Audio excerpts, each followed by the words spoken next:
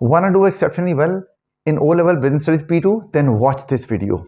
As you know that business studies is all about meeting assessment objectives, and you know that there are 4 business objectives which are part of the paper, and they are knowledge, analysis, application and evaluation. So in this video we'll talk about how to meet those assessment objectives to get the grade you desire. So let's have a look at the paper. I have selected October-November 25 paper, and we'll look at all the questions which are part of it and how to handle such questions to get maximum marks.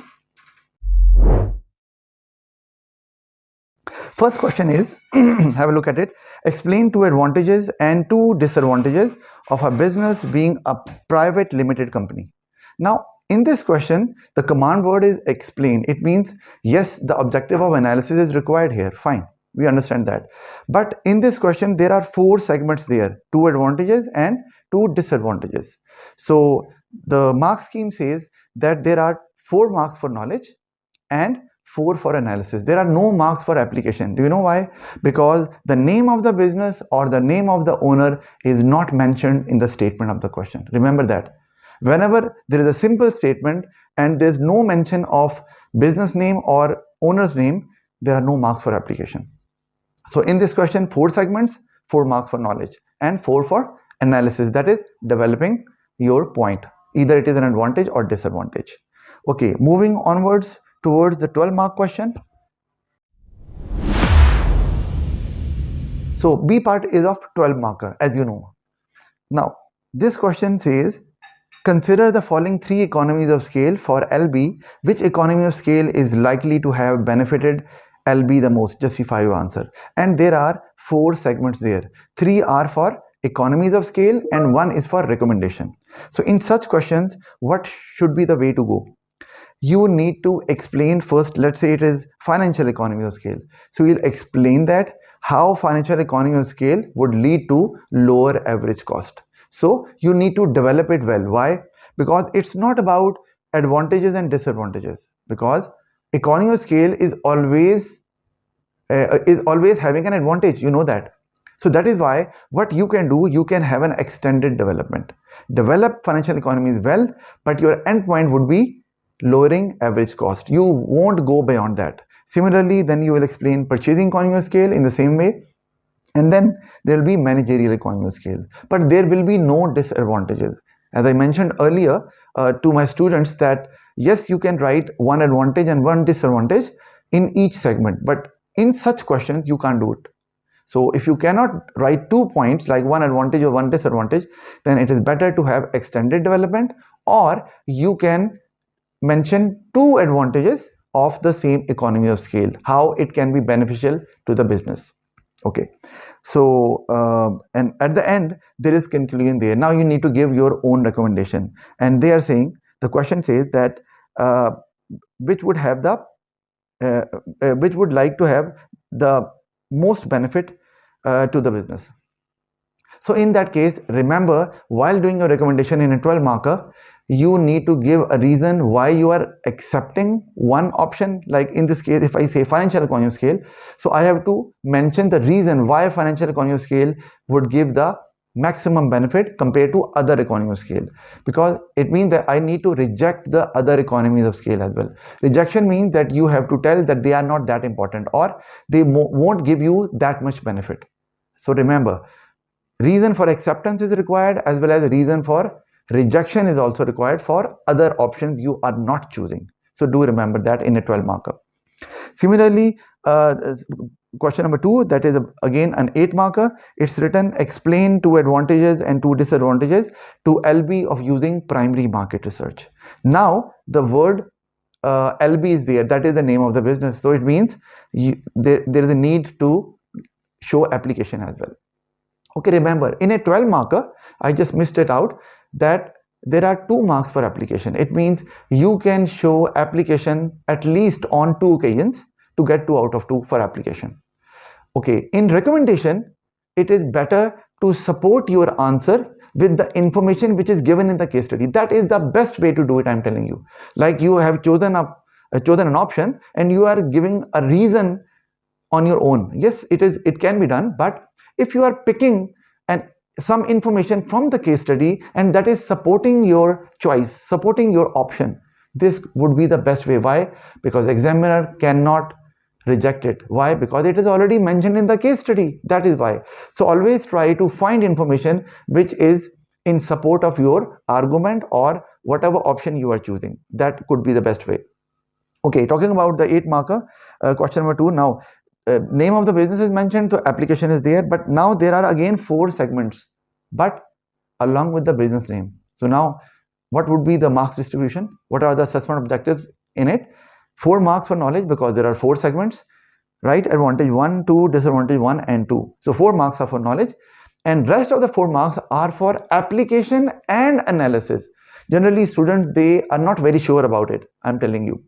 There are 4, it means in each segment you have to demonstrate application, reference to the case study, right? But along with that, you have to analyze it a bit. You do not require extended development, but you have to show the impact on the business little bit, right? So that is required. So remember, 4 marks are for knowledge in such questions and 4 marks are for application and analysis. All right. Then if we talk about part B of the same question, consider the advantages and disadvantages of 2 options. Now they have specifically mentioned consider the advantages and disadvantages, but I recommend that even if they do not say that consider the advantages and disadvantages, it is always recommended that you always mention both advantage and disadvantage of each option. Here they have specifically mentioned, so you will do the same. Like they say there is selling to specialist retail shops or selling directly to customers through LB's website. Let me read the statement of the question again. Consider the advantages and disadvantages of the 2 options LB could use to distribute its new product range in country X. Which channel of distribution should LB use? Justify your answer. So question is about distribution. And there are 2 options given, so it's a 3 segment question, right? So the first segment is about either they sell it to specialist retail shops. The second segment is about selling directly to customers through LB's website. So obviously you will be mentioning first the advantage of selling through specialist retail shops, then the disadvantage, and you need to explain it well to get marks for analysis, remember. Similarly, you will talk about selling directly to customers through LB's website. Again, you will mention one advantage and disadvantage, but well developed to get marks for analysis. And there are 2 marks for application, so you can demonstrate application at least on 2 occasions, maybe one in one segment and the second in the second segment, because there are only 3 segments, because third one is for recommendation. And now in recommendation, again, if you are in favor of, let's say, selling through website, so you will mention an advantage, a new advantage which has not been mentioned earlier in the body of the answer, and then you will give a reason for rejection as well, right?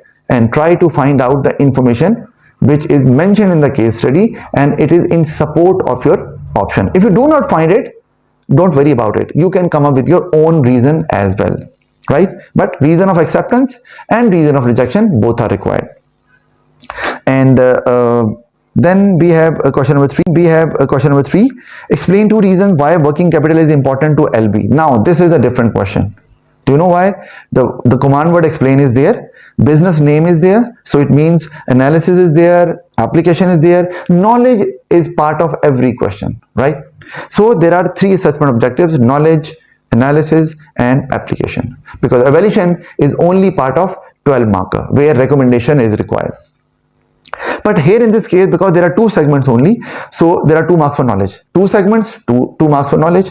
There are 2 marks for application as well, so 4 marks are there, and rest of the 4 marks are for analysis. But remember, here to get 2 marks in each segment, you require extended development, and you know what is extended development, right?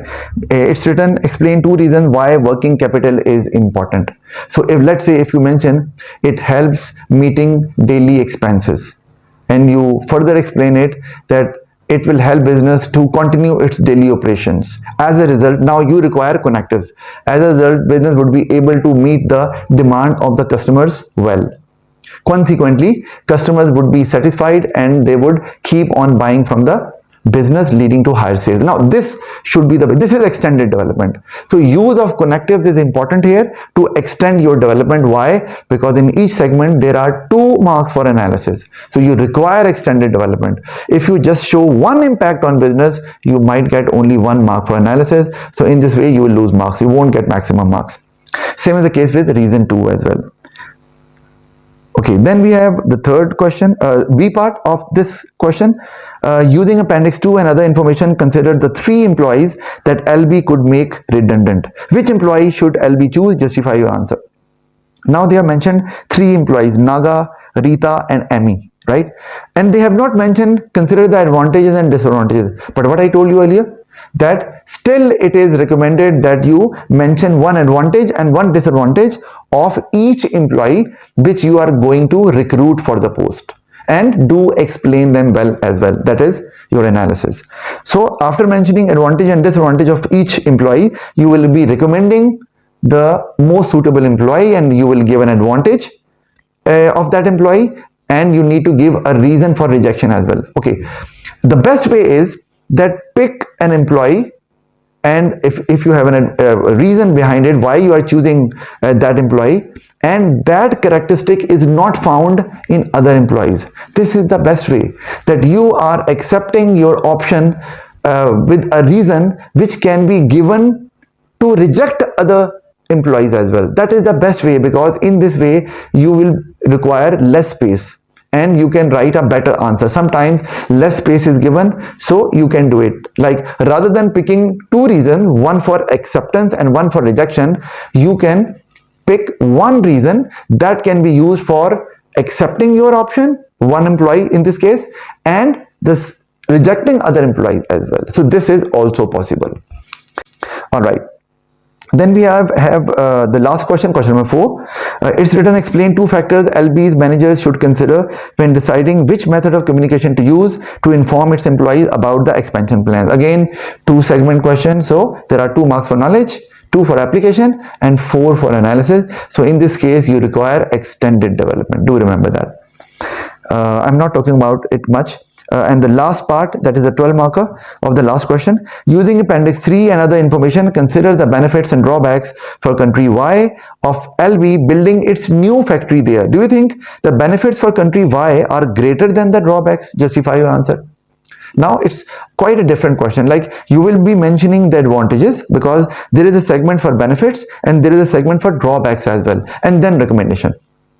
So you will mention at least 2 benefits, but they must be well developed. Then you will be mentioning 2 disadvantages, again well developed, and then you will give your opinion whether advantages are greater or disadvantages. If you feel advantages are greater, then you have to mention at least 1 or 2 other benefits that can support your judgment, right? Or if you are going against it, then you have to come up with some disadvantage, but that disadvantage should not be mentioned in the body of your answer. You cannot repeat it. Otherwise, repetition, you know that examiner won't give you marks, because examiner would write REP, that is repetition, and repetition has no marks at all.